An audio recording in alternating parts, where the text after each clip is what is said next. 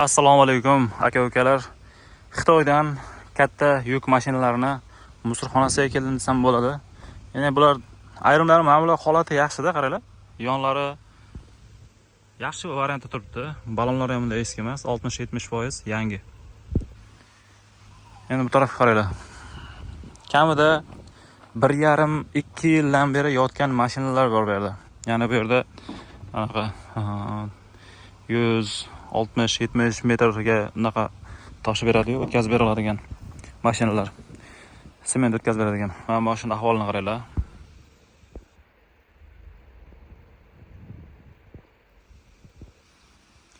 Kamida 1,5-2 yildan beri yotibdi shu mashinalarchi. Jayinda bepulga bo'lmasa ham bir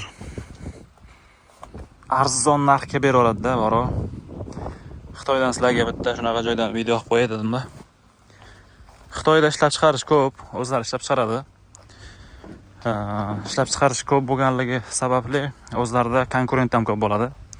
Konkurent ko'p bo'lgandan keyin kim o'zlariga o'ynaydi? Mana ahvol. Kim o'zlariga o'ynab shuncha narsani ishlab chiqarib tashlagan, ayrimlar ishlagan, ayrimlar ishlamagan holatda yotibdi ham. Shunday mashinalarni ko'rdim. Zavoddan chiqiboq bozorga kelgan, bozorda turibdi.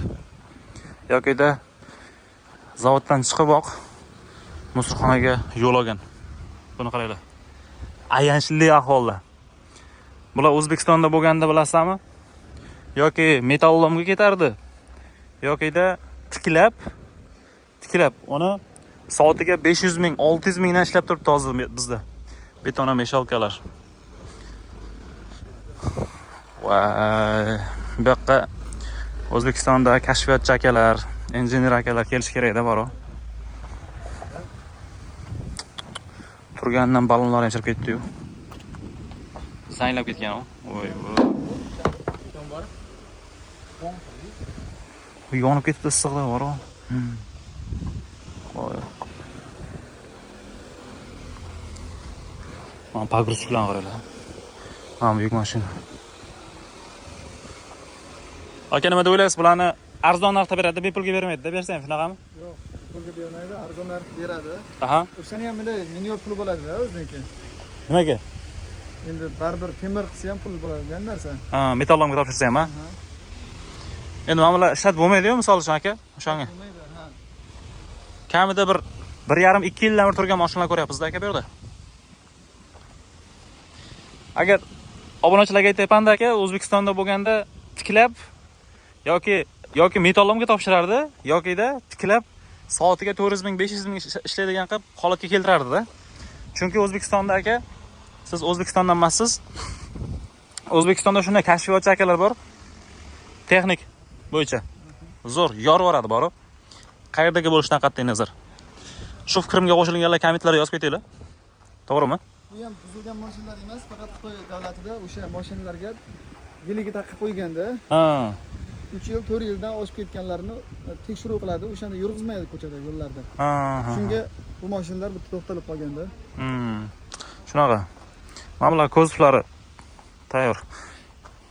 Yaqinda prezidentimizning qarori chiqdi, ya'ni 2021-yilni boshida chiqqan shunaqa katta yuk mashinalarini kirgizishga rastamoshga olinadi, rastamoshga pul to'lanadi.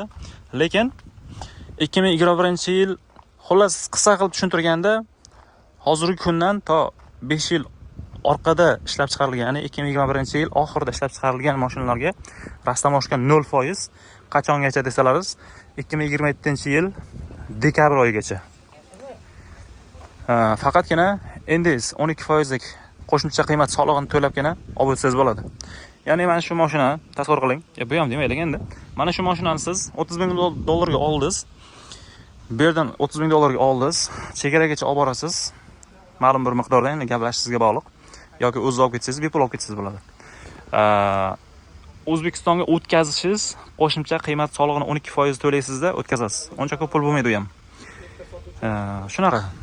Agarda o'sha prezidentimiz qaroridan oldin chiqqanda bu 30 ming olgan bo'lsangiz, kamida 60 mingga tushardi O'zbekistonga borguncha. Hozir endi 30 ming oladigan bo'lsangiz, o'rtacha hisoblaganimda men ham ko'p bilmayman.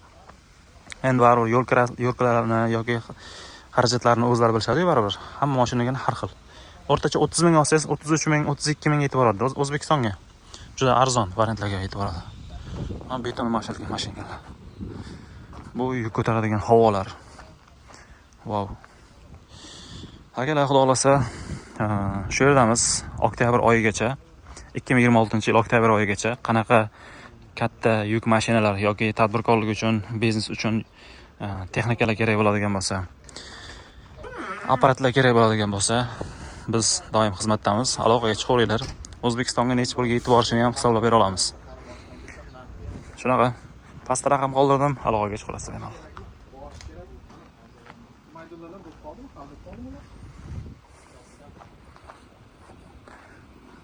Bu yerda qo'shimcha qilib aytganda, motorlarini, har xil zapchastlarini, balonlarini bo'ladigan ajratib sotib orar ekan.